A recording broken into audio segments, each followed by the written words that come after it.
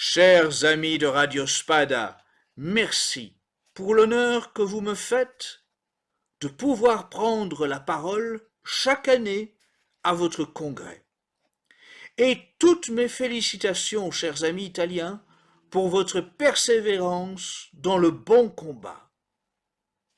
Au regard de l'actualité, mon intervention traitera aujourd'hui de ce que la doctrine catholique appelle la guerre juste.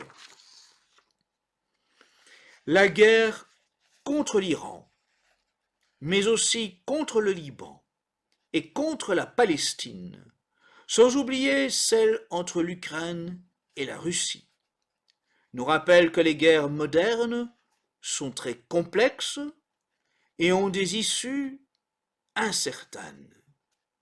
Ce doit aussi être pour nous catholiques, nationalistes, l'occasion de réfléchir à la transposition du concept de guerre juste dans le monde moderne et déchristianisé. À l'époque où l'Europe était encore chrétienne, notre continent fut certes marqué par de nombreux conflits.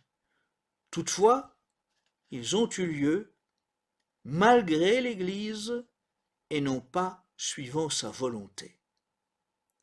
Les papes ont systématiquement tenté des médiations dans les guerres entre États catholiques. Et ce, même si ces médiations n'ont pas toujours été concluantes. L'Église a défini la guerre juste dès le IVe siècle avec saint Augustin. Nous devons vouloir la paix et ne faire la guerre que par nécessité, nous enseigne saint Augustin. Saint Pie X, lui, nous rappelle qu'il est admis par la nature que l'on défende son droit par la force et par les armes. Mais nous rappelle ce saint pape, ce que la nature ne permet pas, c'est que la force soit la cause efficiente du droit.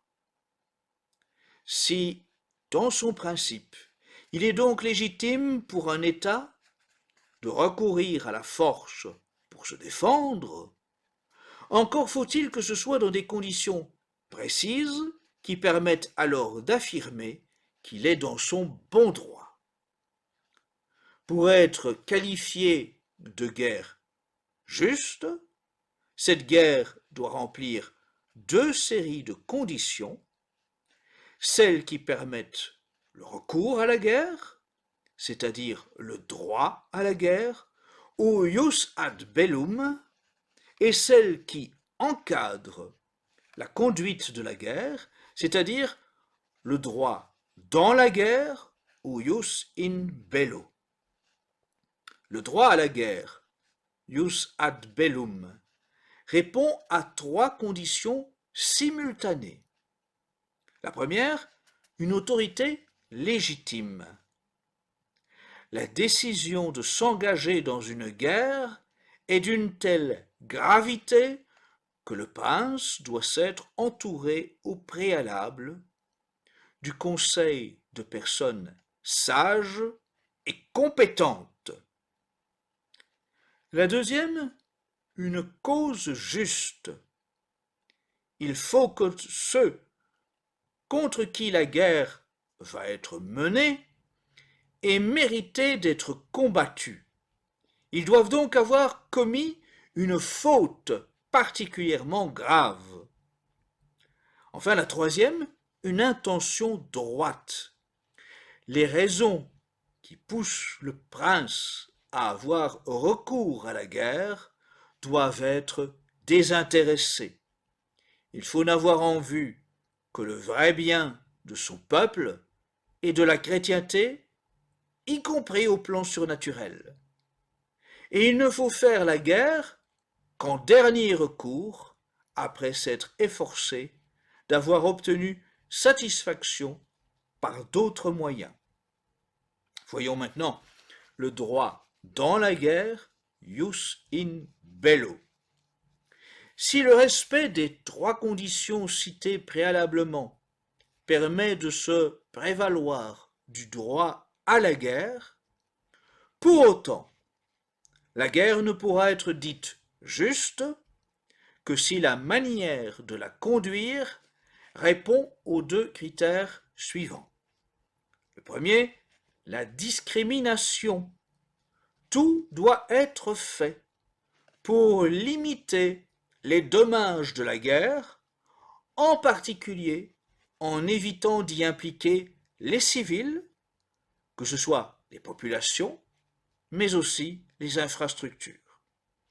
C'est pourquoi les règles de la guerre stipulent que les combattants doivent pouvoir être facilement identifiés et que les combats doivent éviter autant que possible d'attaquer des objectifs qui ne concourent pas à la puissance militaire de l'adversaire. La seconde, la proportionnalité. L'usage de la force doit être contenu dans toute la mesure du possible. Enfin, le fait de mener une guerre ne dispense pas de la conduire selon les autres règles de la morale, comme par exemple le respect de la parole donnée ou d'un traité signé. Le catholique est conscient que son pays doit être défendu contre les barbares. Le chrétien participe à la cité dans ce monde.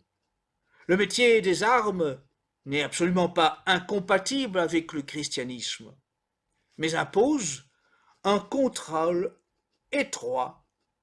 La violence doit être limitée au strict nécessaire. Il est souvent inévitable de tuer l'ennemi au combat, et il n'y a pas péché dans ce cas. Mais il ne faut pas massacrer un ennemi qui s'est clairement rendu, ni un peuple désarmé.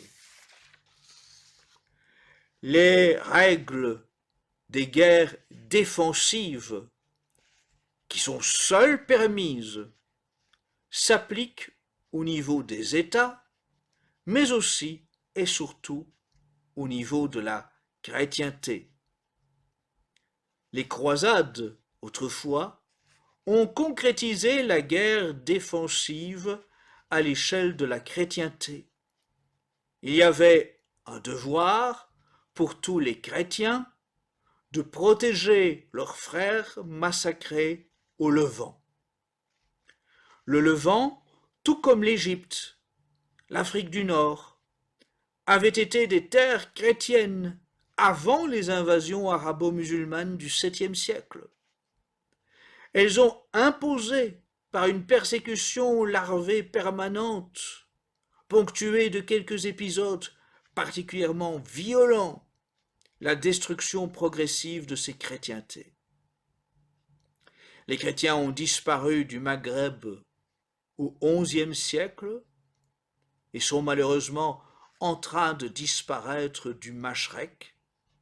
Les chrétiens de l'Irak, la Syrie, la Palestine, la Jordanie, l'Égypte et le Liban sont menacés d'extinction. Au XIIe siècle, l'Église avait réussi à établir les règles de guerre du chevalier chrétien. Il n'attaque jamais les non-combattants, en particulier les femmes, enfants, religieux. Cette distinction fondamentale a été reprise dans une Europe encore chrétienne sous le terme de droit des gens au XVIIe siècle. La Révolution française, en répandant ses erreurs de par le monde, a détruit tout cela pour conduire à la guerre totale. La Révolution française, fondamentalement hostile au christianisme, a déclenché une guerre civile terrible, marquée par le génocide vendéen et des guerres extérieures interminables, ravageant toute l'Europe jusqu'en 1815. Ensuite, au XXe siècle, marqué par le scientisme, le démocratisme et les totalitarismes athées et païens, les deux guerres mondiales se sont traduites par de larges massacres délibérés de civils. Il est à noter que les prétendus libérateurs n'ont pas hésité à bombarder systématiquement des villes entières, causant des millions de morts de civils, et ce de façon délibérée. Ensuite est apparu progressivement un nouvel ordre mondial qui a imposé un droit pénal international, levier juridique du chaos. Cet ennemi du monde multipolaire qu'est le mondialisme a entièrement balayé ce qui restait du fond chrétien, qui formait encore le socle de l'ordre des choses. C'est désormais sous la bannière des droits de l'homme, de la paix et de la liberté que les partisans du nouvel ordre mondial multiplient les conflits armés. Ce nouvel ordre mondial attribue le monopole de l'exercice de la violence dite légitime aux nations qui ont la supériorité économique et médiatique pour légitimer des actes inhumains. L'atomisation programmée du Proche-Orient n'a d'autre but que de favoriser l'émergence d'un grand Israël, tout en accaparant les ressources des pays qui résistent au projet sioniste. Nous avons vu que la guerre juste n'est donc pas la sacralisation du combat, mais la mise sous condition de son usage.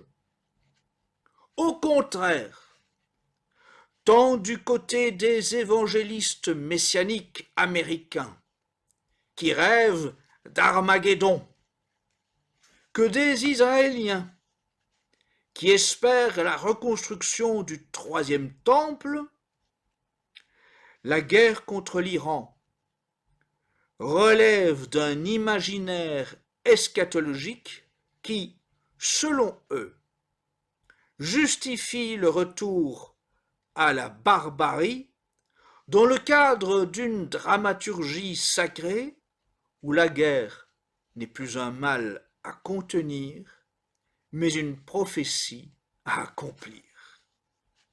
C'est à nous, catholiques, qu'il revient de penser la guerre avec rigueur, comme y invitait saint Thomas d'Aquin, et de faire reculer la barbarie.